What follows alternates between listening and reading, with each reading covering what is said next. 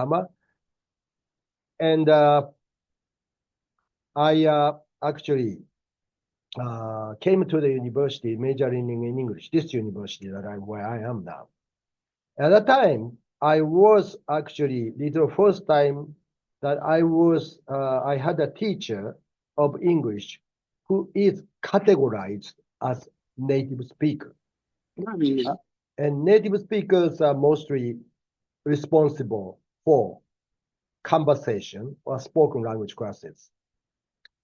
Oh, I thought, oh, now this is a university, so this is different from secondary school. That I have a so-called native speaker teachers, and I've been telling my secondary school, the colleagues, say, well, in my university, we have native speakers. I'm very proud that I can learn English from the native speakers. And also the professors constantly use the native speakers, proper pronunciation. You have to become able to communicate with native speakers. Okay. Then native speaker competence was set as a goal in general, but it was something. So, okay, you have to practice your English to become like a native speaker. Okay. Getting as close as possible to the native speaker, but because you are non-native speakers, you would never achieve the goal. So the matter is that how close you are with the native speakers. So this is something I've been repeatedly instructed by the teachers. So as a conclusion training, okay, now I do my best effort to improve my English, but knowing that teacher also says that you can never become a native speaker. So where's the goal? So there's a big confusion. So I think, one of the best ways, and I was fortunate that I was able to have an opportunity to go to the United States to get MA program in TESOL. And so I think studying in so-called English-speaking country was a solution. I went there. So I went to two institutions. First, the St. Michael's College in Vermont, and was a more teacher training institution. And I was a very happy time, although there are, now I can recall it, there are some at that time, those methodology books, for example, and some of the techniques are pretty much, Euro, US centered, those so-called English-speaking country centered, but I was not really feeling very well. I thought it was really natural because you want to become a native English teacher, and therefore, you have to learn from them. But then when I decided to continue and going to Georgetown University, as it was a very prestigious university at the time, it was a huge linguistic department to do my PhD. And it was the first time I realized I had a very negative feeling about, okay, what I'm doing. Am I a kind of slave of native speakers? That kind of things. Those native speakerism is everywhere. Like, for example, in a casual conversation among my linguistic colleagues, say, oh, she's an intelligent student because she doesn't have an accent. One time, which was, I think I know my colleague has been hearing this episode thousands of times, but maybe this is the first time to share this to the Vancouver students, so bear with me. Okay. There was one seminar course in the PhD, early part of PhD. In the United States, you have to take courses. And a professor, who is an American professor, who is a very, very famous professor, I don't name him. And he serves as the executive board of the International TESOL, and also very well-respected scholar. And there are a lot of students from Asia, as well as the other foreign students, but mostly it was a time like 1980s. There are students from Asia, like China, Taiwan, Korea, Japan, Malaysia, Indonesia, Thailand, and there are all of us. And then one time, Itu efisiensi biaya. Mandiri lebih lucu ya, Mbak. Mereka potongannya banyak. Sekali mereka telat, jam Can you hear me? potongan mereka. Oh, aku. Can you Nanti lembut potongan please dipotong pulau. mute the sound? Efisiensian. BUMN. Okay. Okay.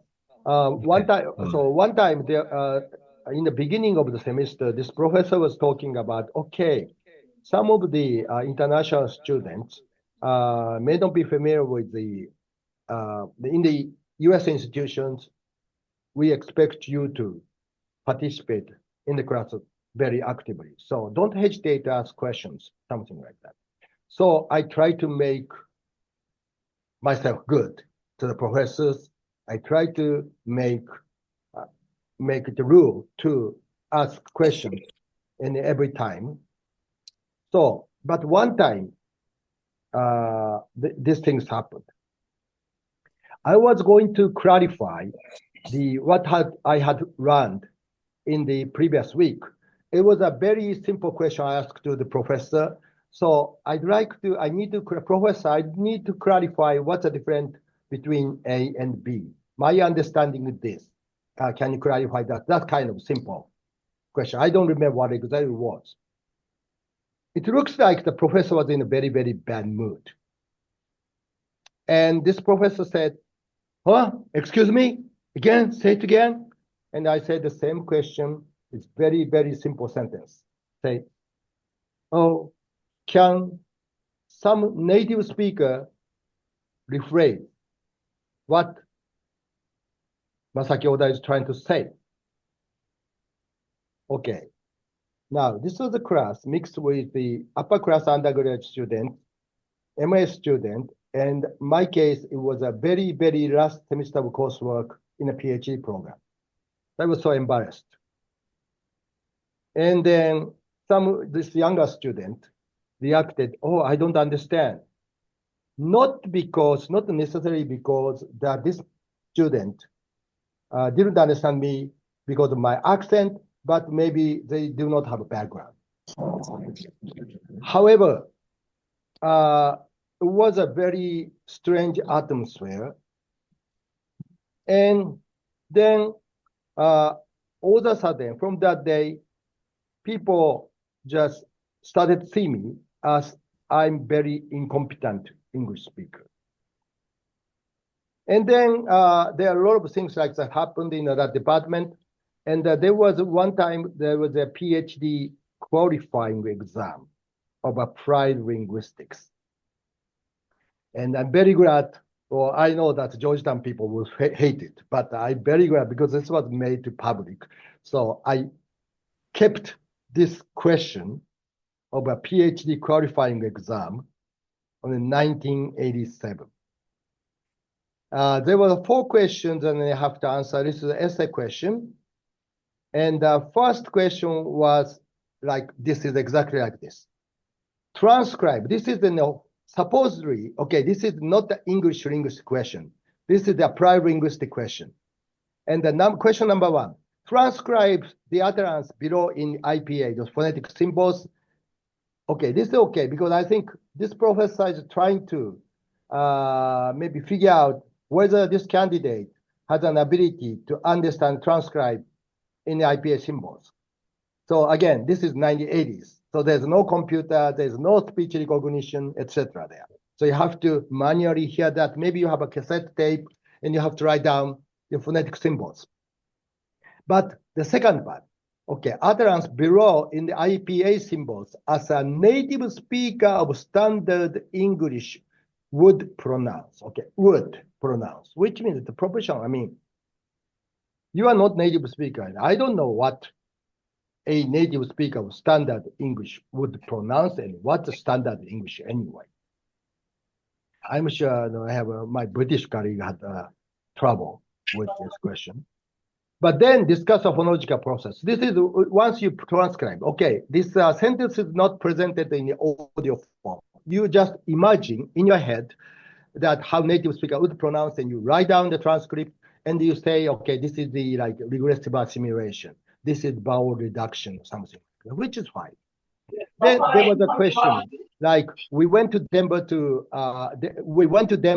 airport to see are friends of, maybe friends of, or like airport two T's there. So you have then two dentals there. So maybe the one is dropped, something like that. So these are, but actually I failed this question because then I kind of protested that.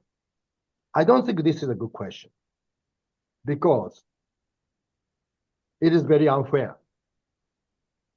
This is not English language test. This should be the linguistics text, and you are trying to find out. But then say, well, you have to know how native speaker would speak, something like that. So this is a very traumatic experience. Maybe it's a small thing for the other students, but it was a very traumatic experience. It was the beginning. Okay, a couple of years later, I got the assistantship of teaching Japanese. So again, but actually, native speaker has been a kind of magic word. So actually, I myself have to confess, because I was teaching Japanese, and I am a native speaker. I also have to confess that I abused my privilege as a native speaker.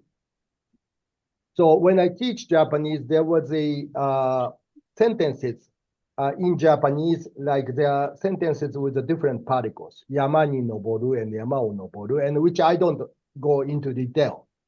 And actually, so-called native speaker Japanese, or maybe myself, clearly distinguish these two sentences. That's one, but one is like, for example, you go to go climb the mountain. The one is where the destination is important. Then other is where the process is important, and we distinguish. Then there was a question from the student, and I actually didn't know, I wasn't able to explain the difference, although I clearly think that these are two different sentences. So my answer to the student as a beginning teacher was, oh, we don't say it. Native speaker don't say it. Now, this is the things I still regret I had to do it. Because I've been protesting against the English teacher doing the same thing, but I, as a native speaker of Japanese, who did it. So this is something native speakers fight back. But and when I go back to Japan, there was another thing. Maybe about 10 years later, when I back in Tamagawa, I was the academic coordinator of a department. And there are English courses, and then there are 3 sections. So students register 3 sections that, and I need to balance 3 classes. There's one teacher who is ethnic Korean, is a native speaker of Korean, and who had a MA and maybe I think PhD, doing PhD or maybe MA in the Cambridge, England, in applied linguistics. And I'm sure that she is a very, very professional, and I had a wonderful talk with her, very respected. And another one, a second one, myself. So I don't have to explain what myself is. Third one, because of the shortage of teachers, because there are many students who want to take this English conversation course, we added third section, somebody who, a native speaker American, and was still doing master's, but the undergraduate degree was computer science. And by the way, this Korean lady was able to speak Japanese very fluently as well as Korean, multilingual. And this younger teacher. What happened was, out of 80 students, 60 students wanted this younger teacher's class. Maybe age, but at that time I was young as well, okay? But then this, say, Miss Kim, and was an excellent teacher, only 3. And so I tried to convince students to move to that section. Say, well, I want a native speaker. We have a right to receive classes because you are paying a high tuition. Native speaker, well, she's very experienced. No, she has an accent. Then, so I think I have to brutally say, okay, are you coming to my class or her class? And then maybe I was able to move 20 students to Miss Kim's class. But anyway, that kind of things. So, but again, this was not, maybe I can blame students, but maybe this is, I was very interested in the public discourse. Why this native speaker was so valued there. So, and also there's a tendency, now this affects very much with when I started with my colleagues here with the Center for English and Lingua Franca, there was a prevailing division between so-called native speaker group and Japanese. It is like comparing apples with oranges. So what happens, for example, Indonesian teachers, experienced teachers, who is qualified to teach English, which group are they, etc. So that was a reality, but this is maybe still prevailed in some of the quarters of English language education in the Japanese college. Now here's what I'm doing, and I was very fortunate. Now I have two more years to go for the retirement, but I was the CUIP is the international center program, and also this my highlights of my career was 2014 to 19, the director of Center for English and Lingua Franca. And then since then, I changed 3 positions, and then graduate school, Dean Graduate School, and College of Humanity, and now the executive director. And I'm working on the organizations there. So I'm still in contact with the academic organizers. So I was very fortunate. I have a lot of friends. For example, the TEFRIN in Indonesia. I've been in contact with the people. That's why I knew Safneo. And also, I've been speaker of the conference in Indonesia and as well as the neighboring country there. Okay, now, so much for my autobiography. And I will talk about the kind of history of native speakers as a concept in ELT. So native speaker has been used as a benchmark in teaching, learning, material development, as well as hiring practices. Alan Davis, his book on the native speakers in 203, in the very, very beginning, introductory part, he says that the concept of native speaker is surely a common sense idea, common sense, referring to people who have a special control, supposedly, over language, insider knowledge about the language. They are the models, which I talked about. We appeal to the truth about the language. They know everything. They know what the language is. Yes, we can say it. No, you cannot say it. And what the language isn't. No, that's not English. That's not Japanese. That's not Indonesian. They are the stakeholder of the language. They control its maintenance, shape its direction. Now, this goes with what is called the communicative language teaching. Now, communicative teach, I don't know about Indonesia, but communicative language teaching is still a kind of good metaphor for the, I would say, the teaching methodology courses. So it is often treated as a very positive method of language teaching in contrast with so-called grammar translation. Communicative language teaching, which emphasizes communicative competence and communication, but it also strongly relates to the native speakers because that who decides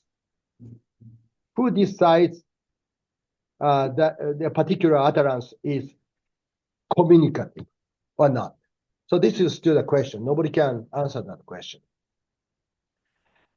This issue of native speaker, which has been highlighted by many scholars, but in 1992, well, it's already more than 30 years, when Robert Phillipson, my old friend, who had been a British Council officer in the Africa, now he's in Denmark now, and he published a very landmark book called Linguistic Imperialism by the Oxford University Press. At the time, there's one section, he talks about how Britain and British Council promoted English language teaching in the way that they wanted. And he kind of listed an example of the Commonwealth Conference on the teaching of English as a second language held at Mekerere, Uganda in 1961, which was before I was born, because I was born in 1962. And so it's been 30 years between this conference and Philipson's publication. And at the time, he had been saying, he was saying in 1992, we've been talking about this for 30 years. Okay, go through this. In this conference, there was a 5 key tenet of English language teaching, which was kind of, declared there. English is the best taught monolingually. The ideal teacher of English is the native speaker. The earlier English is taught, the better the results. The more English is taught, the better the results. And if other languages are used much, standard English will drop. Isn't that something familiar now? Because this had already been 30 years at the time of Philipson's publication, but now 30 years since then, we've been talking, most of them, for more than 60 years. Okay, now, but that affects the policy of language teaching. So actually, this triangle, you have this policy makers make a policy, so teachers have to follow the policy, and general public react. But again, it is very, very interesting that Tobescu Dabkangas, that Philipson, who passed away last year, a great scholar, and who's been talking about the linguistic human right. And there's a framework of so-called linguicism, the racism, because of the language. And she, in her publications, was saying that there is also always A team, which is the dominant group, and B team, and the dominated group. So, like, for example, in some society, the dominated native speaker, non-native speakers. In some country, the male, female, rich and poor. Rich may be rich in money, rich in resources, rich in education, as well as the poor. So A team has advantage and influence over the B team, and maybe there's a C team, D team there. But when you talk about the minority languages, I think this framework is very, very useful. What is happening is when policymaker who's a power put the policy and affect the teachers, and then teacher is a stronger position to educate the general public. General public are not given enough option to select. And also, Van Dyke also said in his book on the access theory, saying like those with power, control is like what Skutama Kangas called B team with access to the resources. So basically, you are given one option, and you don't even know what the other option is. For example, in the case of Japan, English not a required subject in secondary school. Believe me, this English is not a required subject. It is foreign language which is required, but in the case of a junior high school, the 7th and 8th and 9th grade, 97% of the Japanese lower secondary schools offers English as the only foreign language. And I haven't got the exact citation, but I've seen some of the articles talking about this, and very few people, if any, few teachers realize there's even the option other than language. So teaching other language is legal. Teaching Bahasa Indonesia is legal. And also teaching maybe any of the languages legal. As far as you use the government authorized textbook. Now, this is another commercialism going on because the publishers are not interested in doing it because you cannot make money. So that's why English is also the very marketable now. And it's been, this is the kind of problem. Children, in the context of a political discourse, will say secrecy, which means don't give enough information so that they are not aware of it. The strategy of preventing people receiving information. So, again,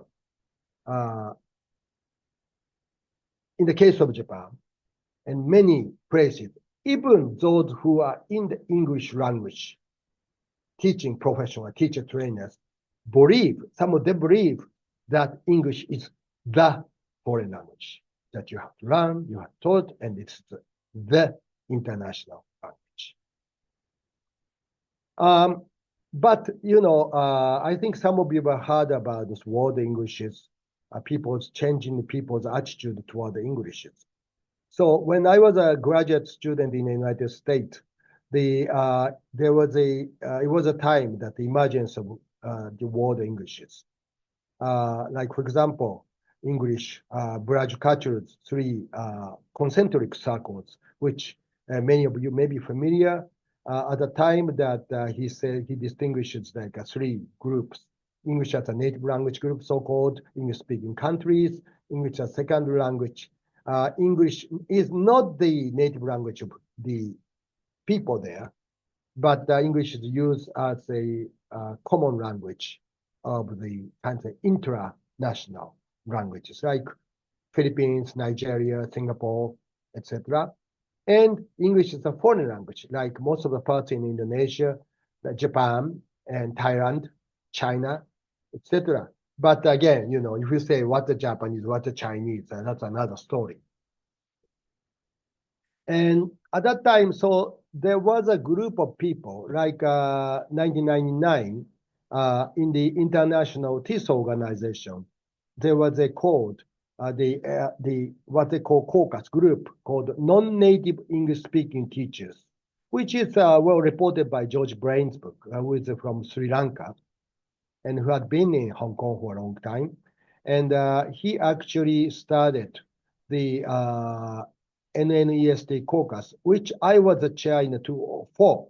But actually, I felt very, very hesitant about using this name because this is like native and non-native. It's kind of binary distinction.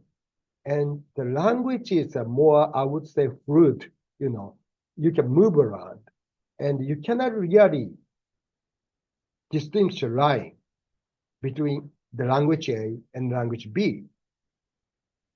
But because of this, people try to resist. So in a way, you are a native speaker, and many of the proponents of NNEST movement were actually trying to gain recognition of, but still it's based on native, non-native binary distinction. So this is more like a resistance. Non-native speaker. Then like somebody like Mejias, for example, who is from Hungary. Okay, now this is harmonious. And I mean, I like this peaceful idea. Both groups of teachers serve equally useful purpose in their own ways. In an ideal school, there should be a good balance of native speakers, non-native speakers, who complement each other in their strengths and weakness. Well, strengths and weakness. But I still felt very, very hesitant about it. Now, here's what I said. Look young, relevant. 2008. I'm sure it's still there. There was an interview. But I was the NNEST caucus member at the time. And this was an interview. And my friend Ana Wu, who was from Brazil and who passed away a few years ago. And here, it is the first time I publicly questions the distinction, this binary distinction. For example, so I clearly state that in the world of English language teaching, the different distinction between NES native English teachers and non-native speakers. This meaning scenery. All right. Halo Pak Safrizal. Please mute. Native speakers go on. and non-native speakers are useless. And because I think many Asian countries, if you look at the job posting there, and you see like a native speaker wanted. We wanted teachers who has native like proficiency, native speakers only, and usually get a higher salary.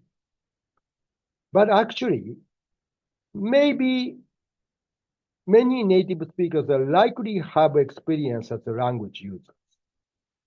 But there are a lot of so-called non-native speakers. Non-native speakers are not necessarily less experienced in language teaching and training. So institutions should prioritize the teachers' own qualification as a kind of teaching credentials or experience, or maybe how many languages that they have learned and experienced there, rather than just labeling a native speaker or non-native speaker. Like you remember by my earlier example with the younger teacher as well as experienced teachers, and somebody looks very Oriental, automatically the student automatically perceives as, oh, she has an accent. Therefore, negative consequences. So we're going back to now, this is the main point. And I can do the lot about it. Those are the group from Benkuru University students who came in with Safneo in 2019. Remember this war. This is a quotation from this is the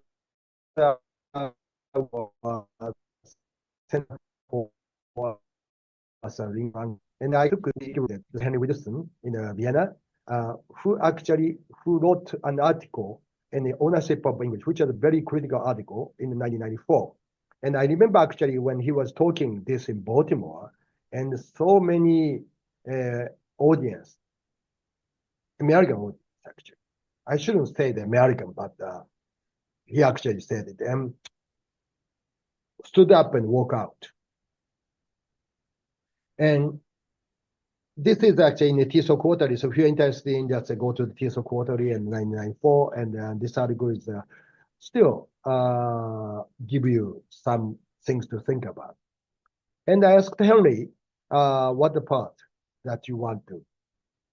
And he actually I chose this myself.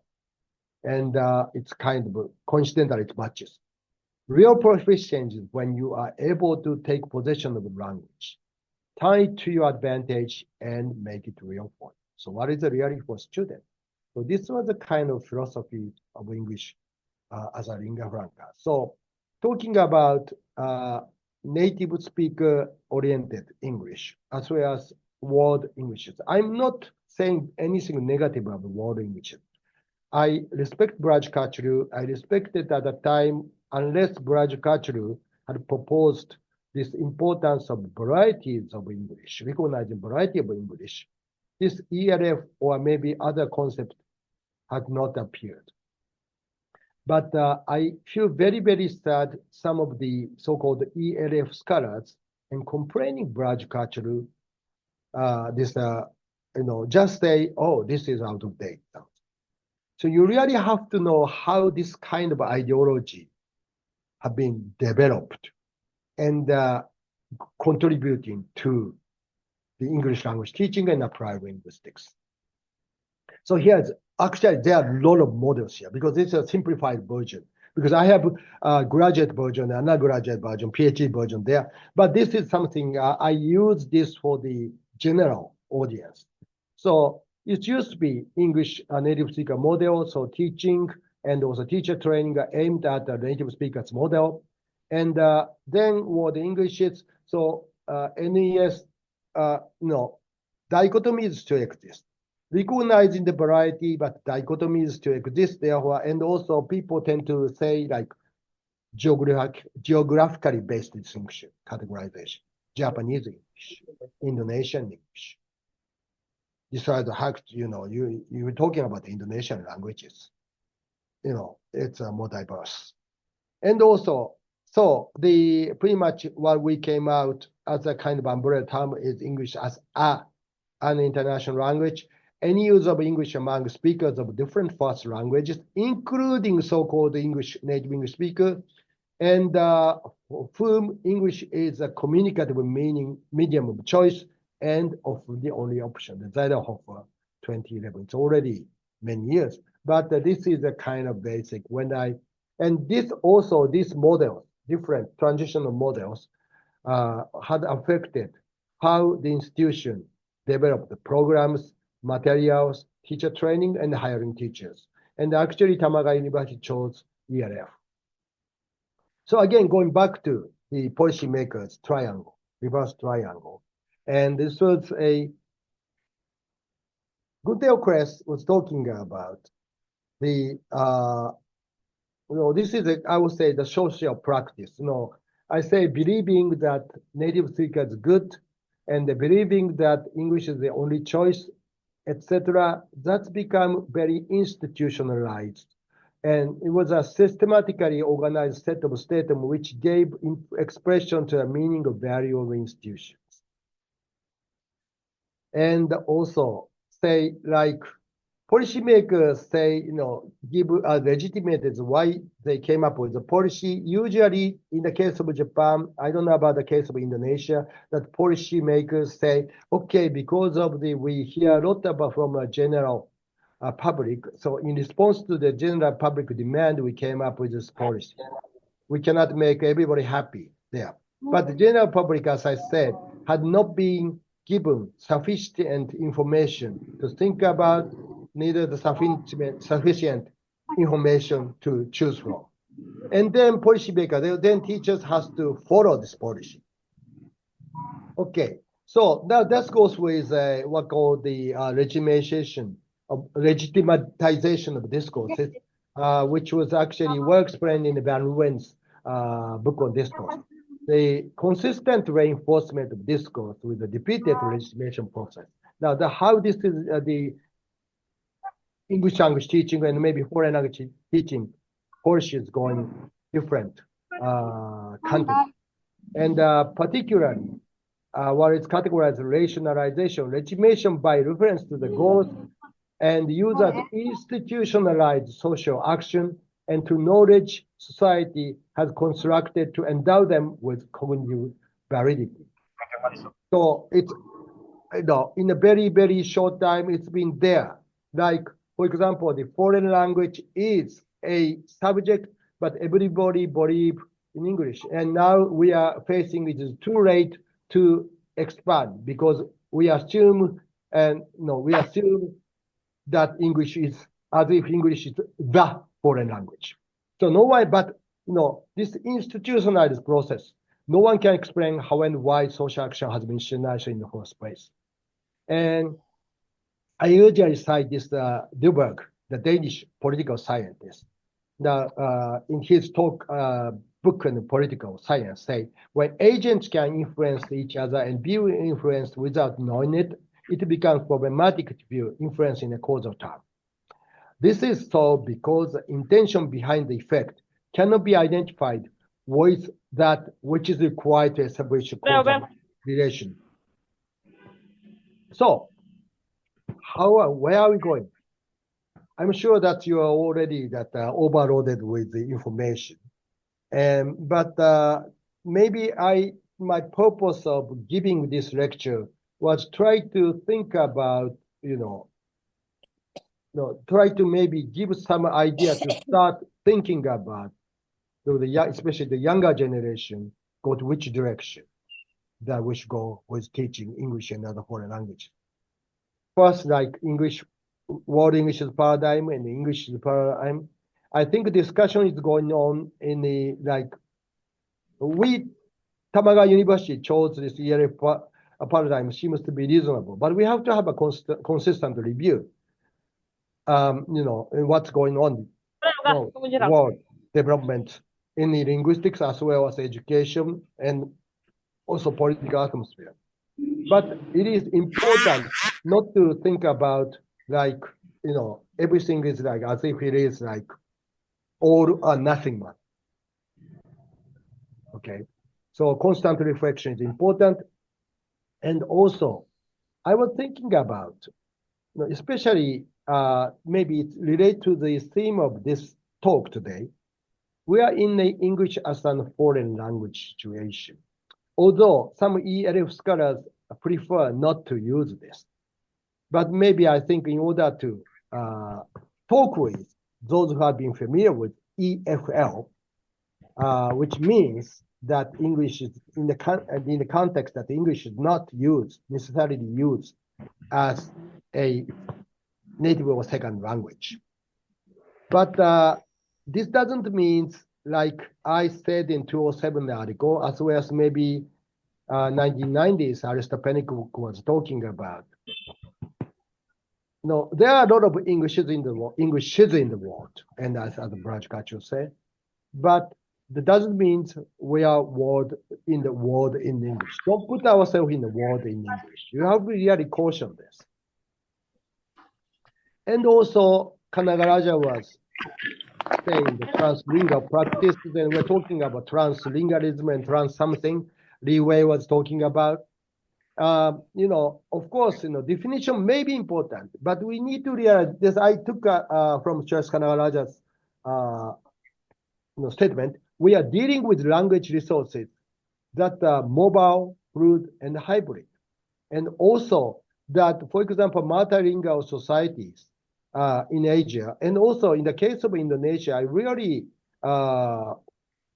it's fascinating, for example, when you go to Bengkulu, and I think the Safri once told me about your local language, and maybe I think you have a Sumatra, different from Java, Western Java, etc. And you have Bahasa Indonesia, etc.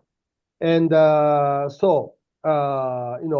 many Japanese believe that everybody, the first language in Indonesia, the first language is Bahasa Indonesia, and which I believe it's not true.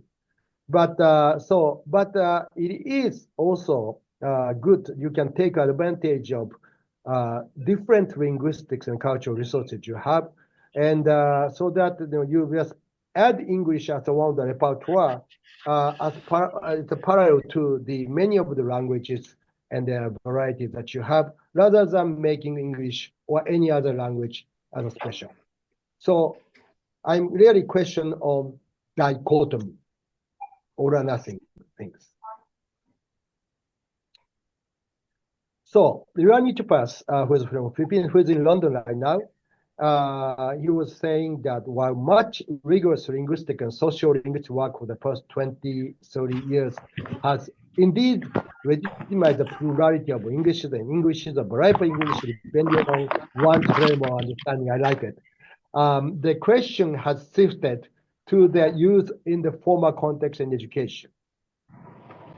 So actually, now people are talking about definition. It's nice when you give this kind of lecture, you have to categorize, you have to give terminology.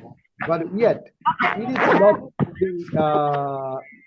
it is not relevant. You just talk about which framework is good, which one not. You really have to deal with how we're going to do with students, how we're going to do developing teachers, etc. So the concluding, so that I can give you about half an hour for the question and answer. Going back to this yellow wall that we have in the Center for English as an Lingua Franca, what is real proficiency? You cannot make, you're not supposed to, could you turn off your microphone? I would appreciate it if you could mute the microphone. Rancia, please mute. Matikan. Yeah. Oh, Debbie, please. Yeah, I'm sorry because I cannot hear my voice. Yeah. Nurasia, yeah.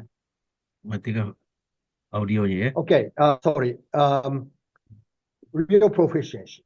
Real proficiency, you cannot use, you are not supposed to define real proficiency, but maybe you have a student in front of you, you have a teaching situation.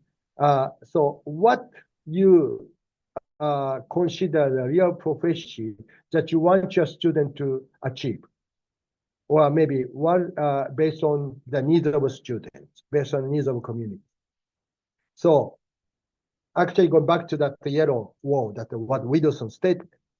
Real proficiency when you possess the language and turn it to your advantage, make it real for you. So it has to be real for each student. Okay, what are the role of ELT professional? What are the role of private linguist? You remember the policy makers. Yes, maybe policy makers are established for they are the expert for the policies, but you really have to constantly disseminate information to the general public and as well as the policy makers. So I've been talking about the importance of transdisciplinarity, like English language teaching, applied linguistics communicate with, for example, psychologists, sociologists, but it's also the time you hear about how the academics, any of the academics, including those in English language teaching and applied linguists, to explain and provide information, because I see a lot of applied linguistics article. I have to review it. It's a wonderful, well-designed, very scientific article, and a lot of numbers. And this is the significant. Okay, this is rejected hypothesis. This is significant. But you really have to explain, digest this, make it as accessible as possible to the stakeholders. So maybe I think you are very good at statistics. You know what this significance, level of significance mean. But how does affect the classroom? How would you explain this to those who are writing thesis, for example? This is something you have to keep in mind. And again,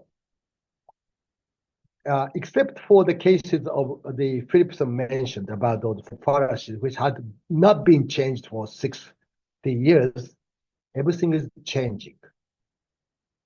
So sometimes if you go review things and diachronically, historically, and so you see why this idea appeared. And in the meantime, constant reflection. Like I've been trained as a teacher 30 years ago.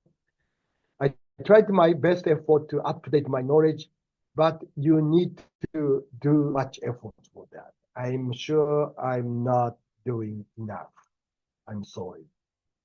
So ELT professional need to depart from this dichotomy, native English speakers, non-native English speakers dichotomy in order to focus on the real need of students and constantly asking yourself what the real need of students. Like collaboration is necessary. I would just try to skip it, but there are new things like Kanagaraja in 2022 or Baker Ishikawa talking about the more, they are trying to approach more in the classroom. And also this approach to midterm to long term. When you have to make a plan, you have to think about the midterm, long term perspective, and also collaborative reflection, individual experience. Individual experience is very, very important, but you really have to put that together. And also, if you have multilingual, multiple resources, take them as an advantage. You have to be very proud of that you know many languages. Yeah, unlike Donald Trump. So I hope I was able to give some idea to be thinking about it. And thanks very much. And I would be happy to respond to your question. Thank you very much. Thank you very much, Prof. Masaki Oda. Okay, now we come to Q&A, question and answer time. Is there any question?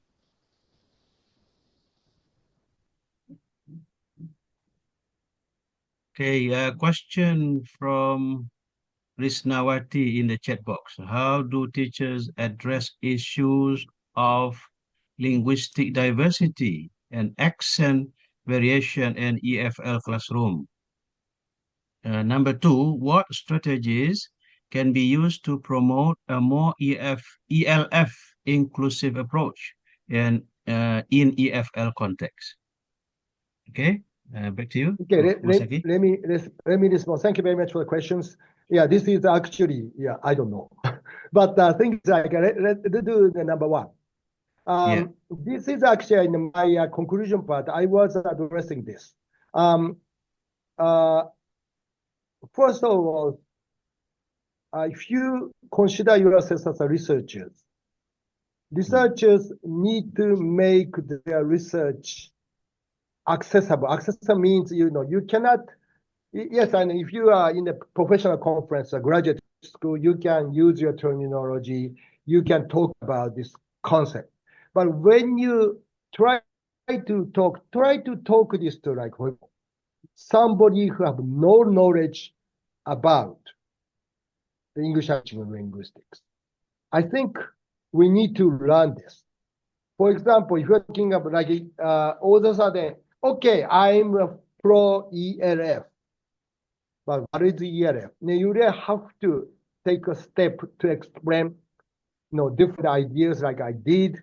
Even my needs not necessarily enough, but then you have to have, okay, you have a particular case of your particular situation, how this applies to that. Well, so maybe that's why I said personal experience is important.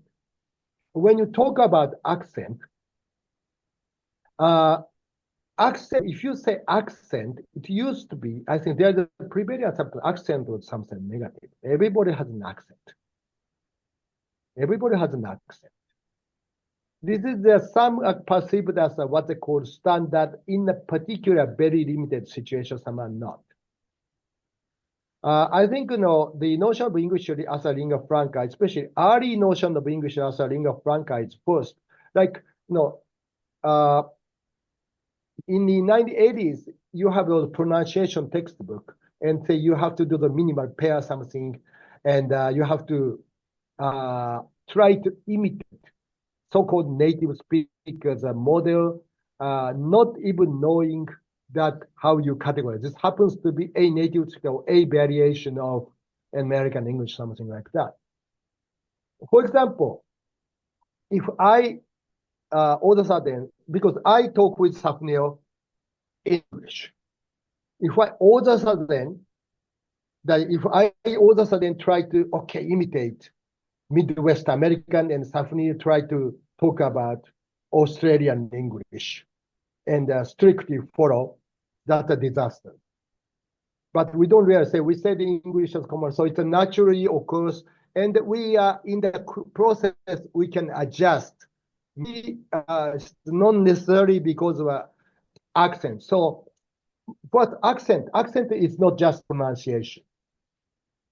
So you have all the whole context, and as first you can get this done, and then so this is a long process. So I would say linguistic diversity is there. So there's no standard. Diversity is there. And when you talk about, maybe you may talk about, if you're talking about a particular domain, as far as you can get the meaning across, this is the first step. But eventually you will try to adjust using your experience and using the various resources from other languages. So in the classroom, I think teacher, student say something and teacher didn't understand. And don't just say you don't understand, but try to figure out in the context of what he or she wants to say and try to make a best solution. But don't blame that, don't like pinpoint, okay, this maybe you have a bad pronunciation, do the pronunciation practice or something like that. So that kind of thing. And also it's very difficult to define variation there. So, and second one, to promote my, okay, this is, I think, I can ask Paul or Bill to this, but we usually say you cannot define this ELF either.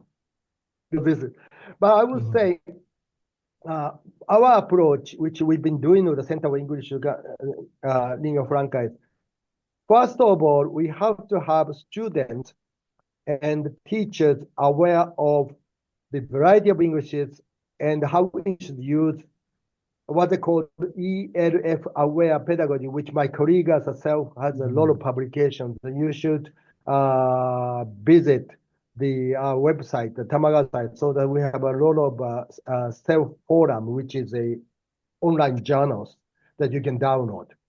A lot of practice in the context. But awareness, the one of the popular way I usually explain is there was a book, I think article by Yasmin Berat from Turkey and Xhakis from Greece, and who wrote in the context of teacher training. There was you have to have a awareness. First, you have to have exposed to the different variety of English, teachers and students. Make them expose as many as possible. Variety as possible, and then ask them to critically reflect it in order to read to how they, individual runners and maybe teachers, deal with the teacher situation. So this is not something you can automatically bring it to the classroom, but this near process. That's why I said that long term, short term there. Awareness, critical awareness before going into action. I hope I answered question. At least I have shown the direction. Okay, thank you. Thank you very much. More question?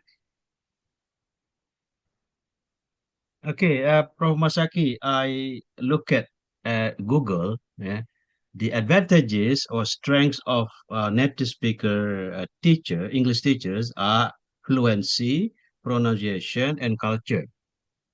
And the advantages or strengths of non-native speakers understanding, motivation, explanation, and empathy.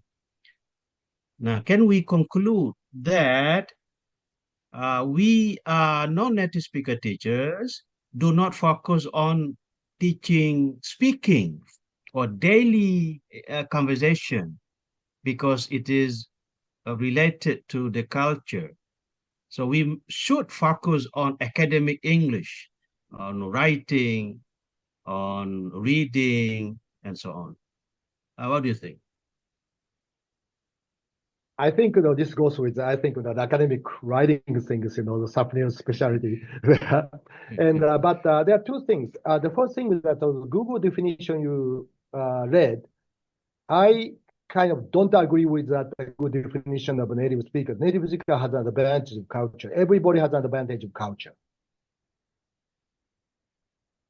Like if I happen to use English as a tentative lingua franca and talking with my colleagues in Bengkulu and try to get the information about Bengkulu, history, culture, something. Do we still need to ask the native speaker of English? I said better just ask friends here and about But anyway, so that is a so-called institutional discourse, the binary discourse. You have the native speaker group. But when you talk about ELF, first, the distinction is not valid. I mean, we cannot really divide because more on the individual things. Now, going to the needs, yes, I think, like, for example, academic writing, no matter whether you use English or not, let's start with this. Like, you have to write something, academic writing, and maybe publish a paper. You choose the right journal, and maybe you have a journal A, journal B, journal C, or something like that. And then you have to have, okay, how would you write your manuscript? Then you choose, okay, now this one may be Japanese, this one may be English there. Okay, and if you go to the journal, you usually read those journals. So this one has a special font, you have all the format, something. So maybe like in the academic writing or like APM or something, there are some conventions that exist in a particular journal. But don't assume that this is because of English.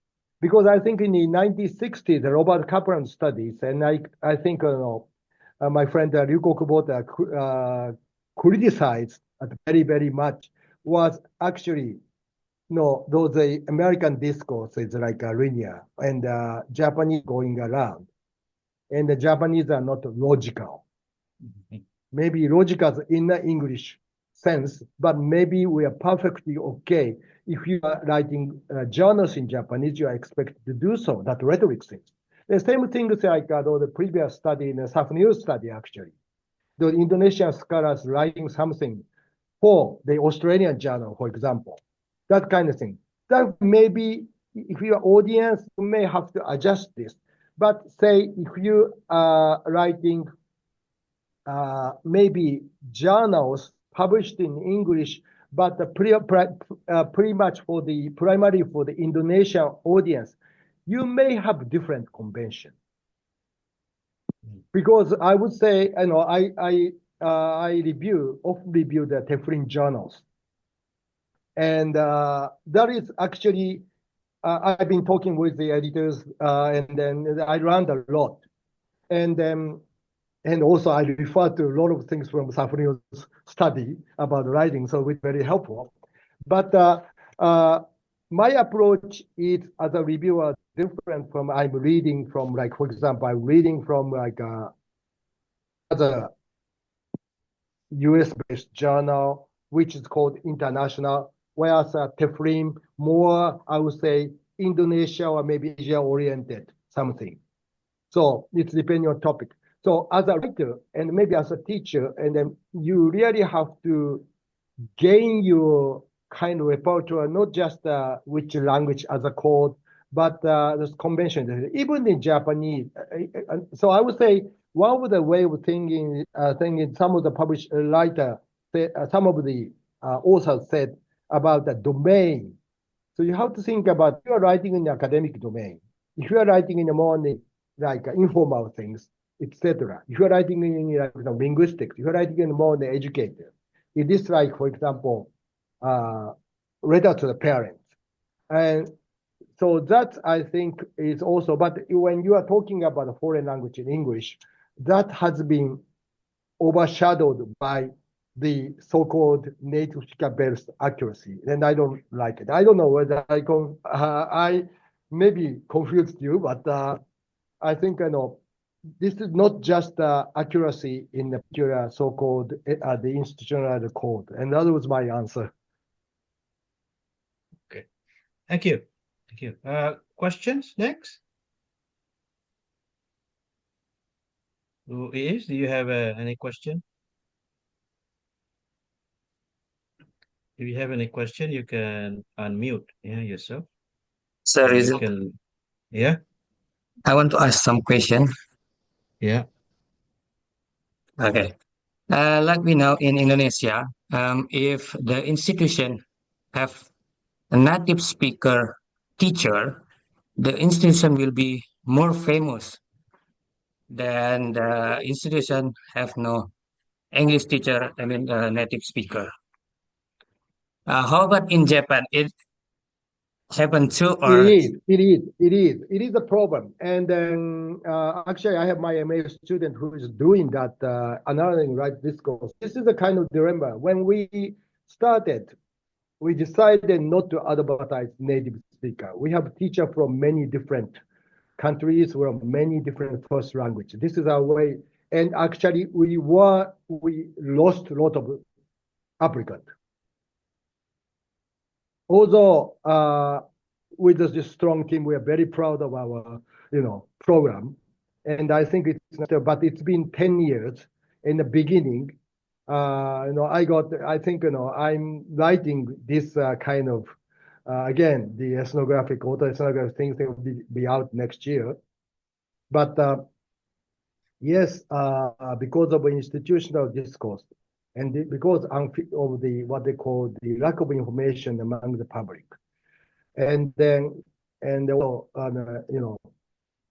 decline of the 18 years old population, we are still enrollment is declining, and I don't know whether how much it is with the native speakers but I'm sure that many universities are still trying to advertise. And there was actually article by Tomoaki Morikawa, and I don't have a full reference here, who actually, which I didn't know until recently, compared Tamagawa's strategy with the other totally different university, emphasizing native speakers, authentic American English. Then pedagogically, this author praised and our program. But yet, when you talk about enrollment data, we are losing. That was the problem. And now I'm in a more on the administration position, assistant president. So this is a dear dilemma that we need students. At the same time, as educator, as someone that who initiated self, I don't want to lose this identity. So this is a dilemma that I have to do. Yeah. This is yes, it is. My answer is yes, it is true. And this is something their profession has to deal with it. Yeah, yeah. Okay. Yeah, thank you. Next question.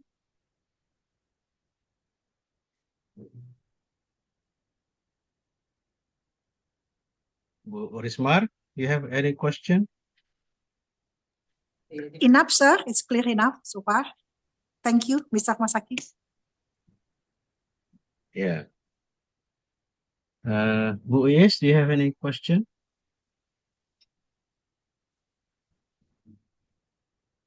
Okay, Prof. Masaki, you mentioned about ELF awareness pedagogy. What is it? What is it for? What Well, I is would say it aimed at? this is a umbrella term. Again, the Paul can answer this, but this is the umbrella term actually. But we are not thinning. My definition is not just what you can do in a particular one single lesson. Just more, this is more on the program development and teacher training, faculty develop, staff development that design the program so that you get enough information to deal. So in a way, like I said with the Bert and Sifakis' article, say you have to give enough information so that student and teacher can understand the reality of how English is used in the world first. And then, okay, what do you think about how it is different from what you had believed, the state of English? And then it's been very, very successful in the self and also my courses that students realize, oh, it's the first time, actually, but I think it's true. Okay, let's explore it. Now, here are teacher training. How would you do it? Okay. So that kind of things. So it's umbrella term that you design your own self, but important thing is awareness. Just going what's going on, how English is used in your life. Is it real? Is it talk about, like, for example, in 1980s, there was a lot of material, US-based material talking about the, like, for example, supermarket advertisement and buy one, get one free and how to buy hamburger, something like that. And that's not relevant. No, that's not relevant. Okay. Okay, there is a question in the chat box. What do you think from Intan Pradita? What do you think about the intervention of artificial intelligence in the studies of ELF? Yeah, I know. I say also maybe I think going to be a very, very popular topic for the next couple of years, and some people are exploring it. And this AI. Now, AI is like, for example, if you say the generative AI is a more like you, because you program it. And program means so really have to have categorize it in the beginning. Or say, I would say make AI aware of the real use of English by inputting more and more. Yeah. And kind of things. If AI is solely developing the so-called inner circle countries, and something AI become like this, Yeah. then going back to. But if you say put them like it's again, it's corpus is also another one. Now the Center for English as a Lingua Franca also the developing corpus database, which is the EFLJ. I think we have a Bill Dimowski and Tommy Kuroshima who is here and who are if you are interested, just go to our webpage. But again, even you do that in Indonesia, you do that in Philippines, something, and try to make the world aware there are all of these variations. Yeah. Okay, thank you. Another this comment from Winda Wulandari. When I was a child, my teacher said, "Speak English as close as native speakers to make your English perfect." Yeah, but it is not true. Yeah. Yeah, this is actually what I said, and yes, I'm very glad you. But don't blame the teacher, because at the time, maybe teacher, as I said, teacher didn't have any information. Teacher had not been exposed to the different varieties of English. But I Yeah. think as far as you can give it to student, at least maybe it is okay if you are given the different varieties and different domains of English use, and then student have to choose so-called native speaker choice, and that I think is most convenient for them. I think I will say, okay, but the problem is many English teachers try to give a so-called the native speaker English as the only template. So that is a problem. So if you ended up teaching so-called American variety, whatever, that is okay. Okay, thank you. Yeah, more question? I did a small survey last year about. May I Okay, ask yeah. question? Sure. Yes, please. Okay. Very smart. Yeah.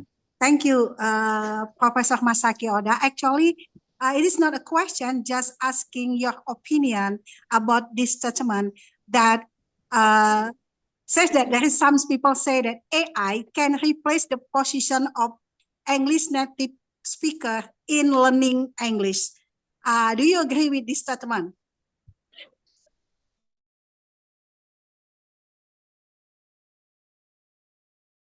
Many conference seem like this.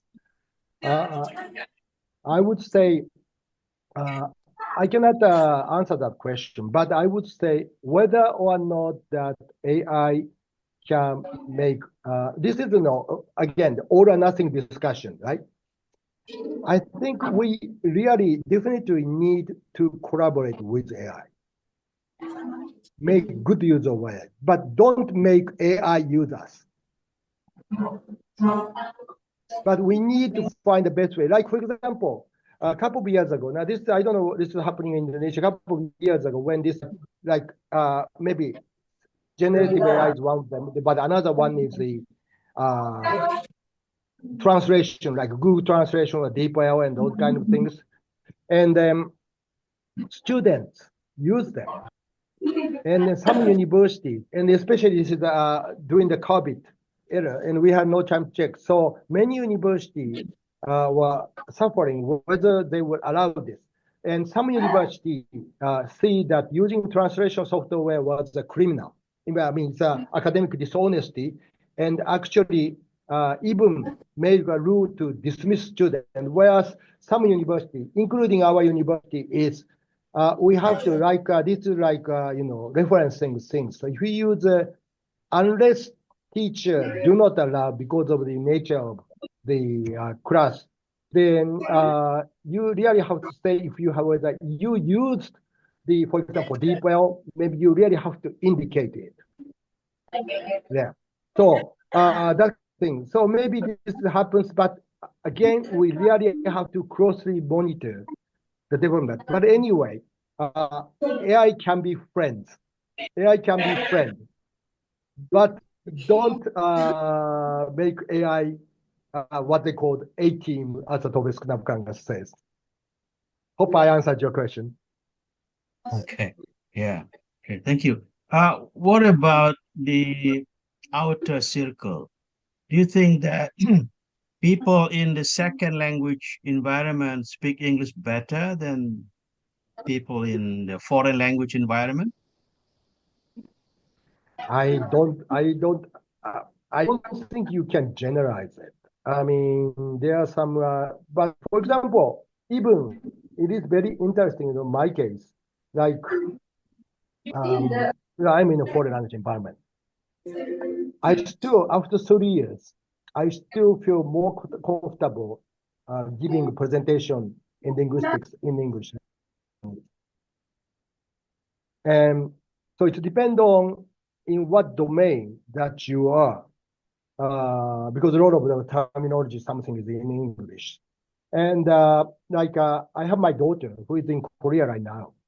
And it's very interesting that she has a Taiwanese roommate and she has a Ukrainian roommate.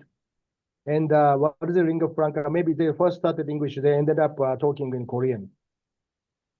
But when they talk about like computer something, they switch to English. So it's been a domain. So, but like you're talking about translingual situation, something. But there's no distinction. Maybe, as I said, this is like same as a debate of native speakers.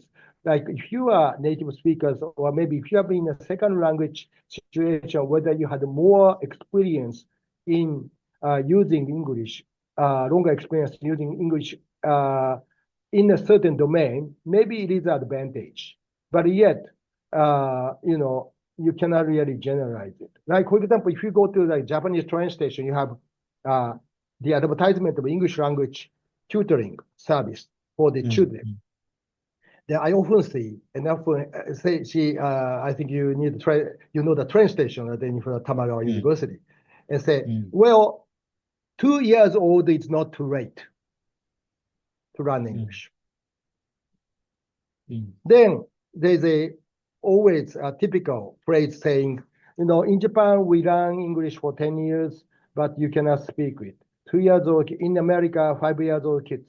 But I don't think 5 years old kids can do the legal negotiation in English, whereas the adult, maybe if you are a lawyer do the legal negotiation, something like that.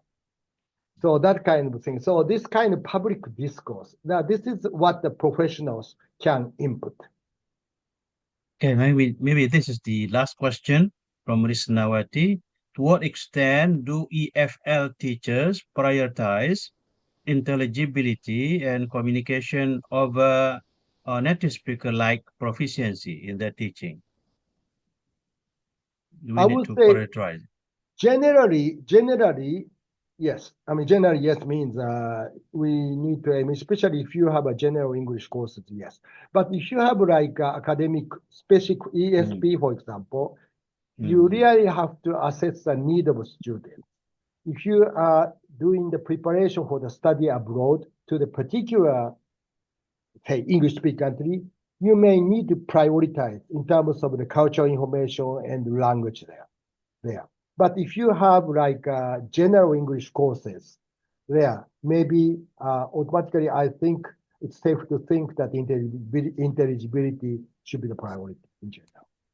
I think the problem is like, okay, now I said, even you are talking about intelligibility, there's the atmosphere especially in the communicative language teaching say, well, whether this is communicative, whether this is intelligible means like, okay, maybe you were able to talk with intelligibility, the native speakers.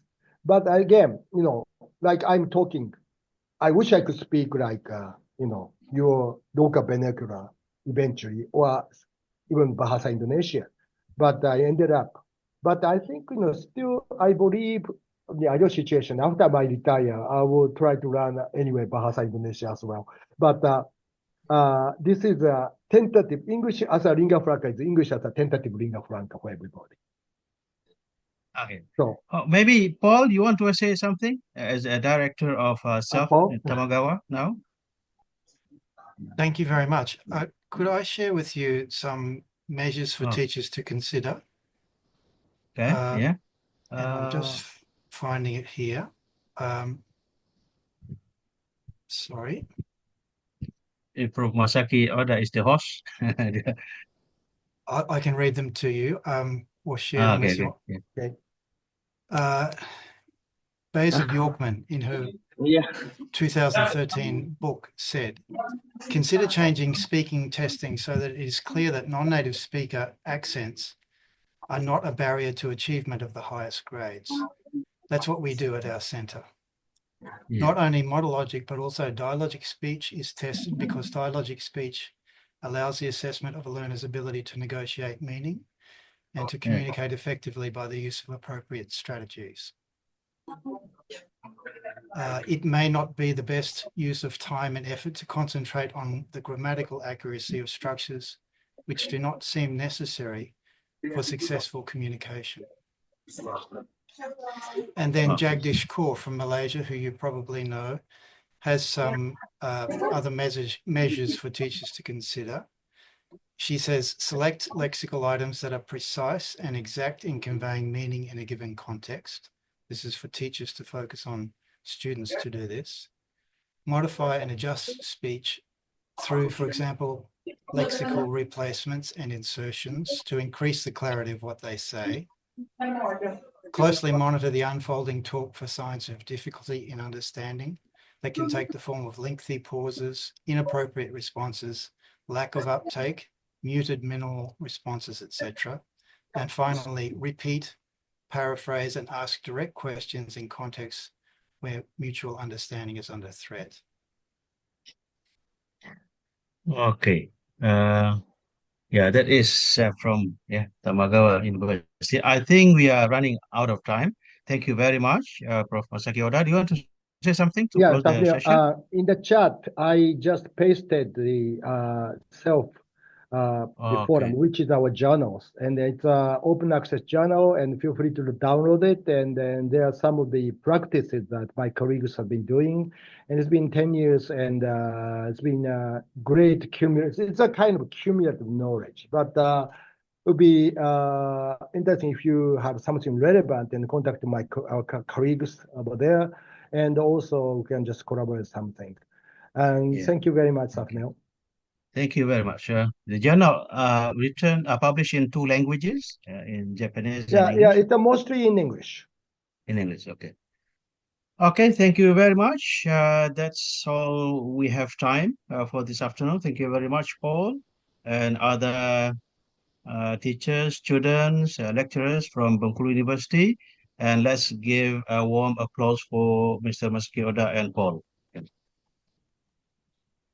Thank you very much. Okay, thank you very much. Yeah, see you soon in another occasion. Yeah. Okay. Hope Bye to bye. visit your campus again. Yeah, sure. Yeah, sometime. Yeah. Okay. Thank you. Thank you. Arigato. Arigato. Arigato. Terima kasih. Absolutely.